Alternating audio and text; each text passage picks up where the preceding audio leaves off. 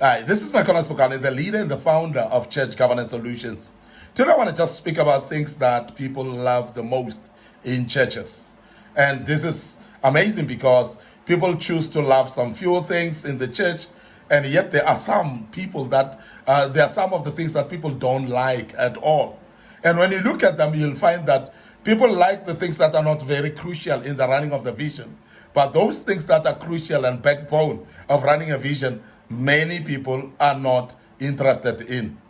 Now, I want to speak about these things that many people love in the churches, because these are the type of things that we need to avoid engaging people much in, so that people can put their hands and dirty their hands in the real work, in the core work of the ministry, and in the real primary work of the ministry, which is very important. You'll realize that people in the church, they are actually so addicted to being prayed for by the pastors. People like that, and people go to church for that, and people are not realizing that they can pray on their own. They don't realize also that not everything that they need to be prayed for by the pastor, if they are matured themselves, they can be able to pray for themselves. And to an extent that some of the people, when they are matured, they should be the ones that are helping the pastor in praying for others, instead of forever demanding to be prayed by the pastor, prayed for by the pastor. You need to be maturing as well to be able to pray for others. But you'll find in our churches, prayer lines are forever full. They are forever actually overcrowded, because everybody would love to be prayed for by the pastors. Now, I want to emphasize that many people of God should be taught that God is for them too.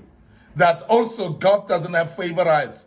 And of course, pastors, as much as they're called by God, but they are not supposed to be actually the ones that are being drained by praying for everybody in the line. If we learn and mature, we will understand that God can listen to us ourselves as well when we pray for ourselves. And we can also allow ourselves to be prayed for by the brothers and the sisters in the church. It's not necessarily supposed to be the pastor that prays for us. As long as we believe that God is the one who's healing us, as long as we know that it's God who's able to deliver us. So therefore, we should actually understand that any one of the brethren can pray for us. But people are actually very much fond of wanting to be prayed for by the pastors. And as a result, they will actually make sure that no one else can be praying for them, but only the pastor does. And that's the reason why people go to fill up the prayer lines in the church, and the queues for prayers by the pastor are forever overcrowded. Now, this is something that's very common. Now, the other thing that you'll see people like in the churches is singing and dancing in the church. And this is, of course, what people like. And people sometimes, they miss out even on the essence of what we call worship. They miss out on the essence of what we call praise, because what people do is they just enjoy singing. They just enjoy dancing as well, and sweating and enjoying that. And majority of the people, actually, when they're singing and dancing, is more of an entertainment rather than worshiping and praising God. It's more of some gimmicks of enjoying to dance and choreograph and so on, but forgetting that they need to be getting deeper into praise and worshiping God. Now, praising and worshiping God is something that's not taught well to the churches or to the individuals in the church. And that is why many people think that worship is about singing and dancing, and praise is about dancing as well and singing. So people forget that it is actually more about how to glorify God in that singing of yours, how to glorify God in that dancing as well. So because that's very key for us to understand that it's not much about the singing. It's not much about the dancing. It's much more about your heart connected to what you're doing, which we call praise or worship. And when you do so in the attitude of praise and worship, that makes a difference, because you cannot just love to sing and dance and forget that we are glorifying God by praising Him or worshiping Him. And that's the essence of what we are doing in the church, rather than just dancing and singing. But yet we know that people just love singing and dancing. The other thing that you would realize that people like is what we call music, concerts, and festivals. Now, you invite people to prayer meetings, people will not come. But you invite people to music festivals and concerts as well. It is packed to the rooftops, and that's the reason why people would actually forever search for where is the next concert, where is the next festival, where is the next place where people are gathering to sing. And we're not using that as well for praise. We're not using that for worship either. We are actually using that for entertainment. And that is why people love music more than they love prayer. People love music more than they love doing any other things like praise and worship as well. So you find that people will go all out and travel very far and spend lots of money for concerts and festivals, but yet they will not actually show up in prayer meetings and be part of prayer meeting where it is very crucial that they pray. They will never show up, but they will show up in concerts. And that is why people will move from one place to another. People can travel far places for concerts. People can travel far places for festivals. People can pay as much money as possible. But yet, if that money was to be given to the church for the projects of the church, people will not do so because they would love to attach their money to the concerts and festivals for the sake of entertainment of their soul. This is very, very important that we realize that. People also like wedding celebrations. Have you realized that? That you will invite people to conferences, they may not come.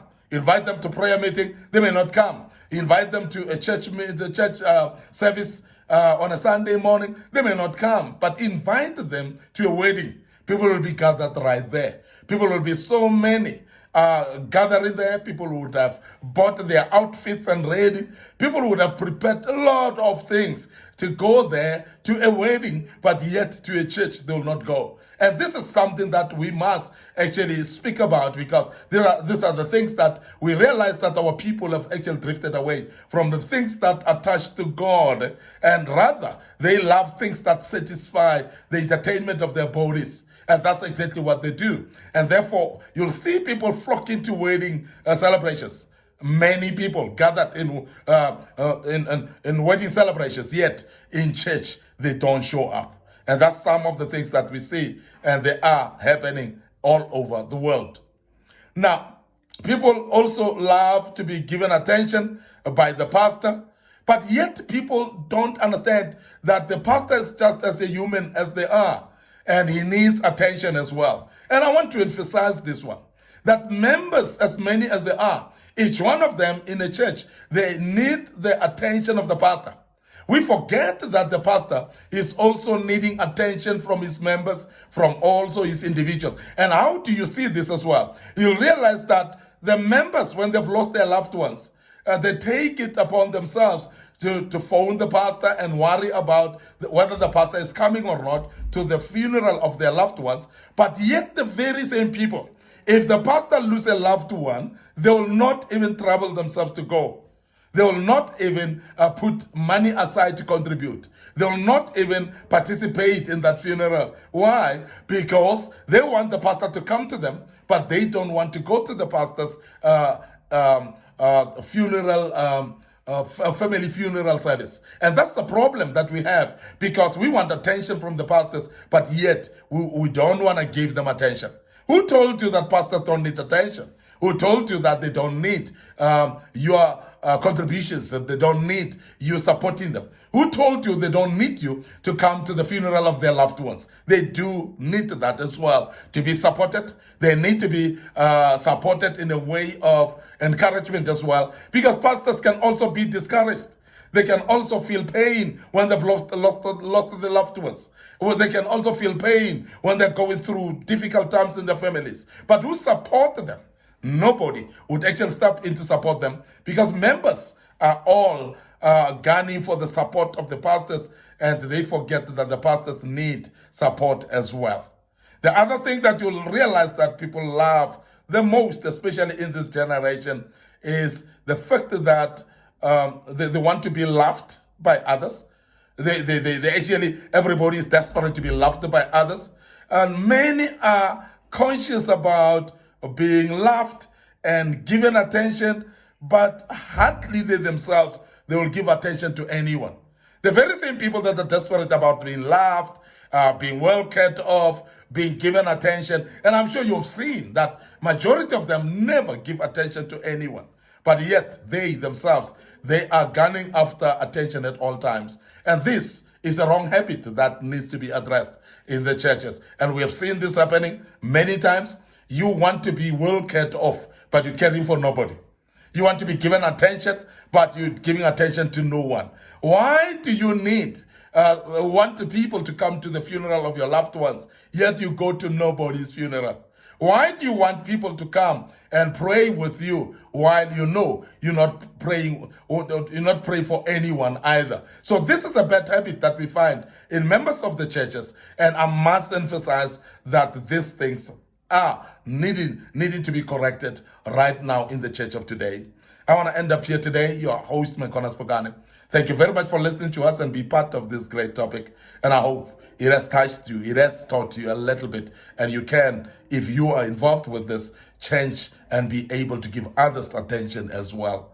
May the God bless you. Please subscribe to our YouTube channel. Make sure that you click that notification button as well, so that you can be notified when we've posted a video there. And I believe you will be blessed as God will bless you. Join us tomorrow as we deal with another topic. May the good Lord bless you. Allow me once more to say cheers for now.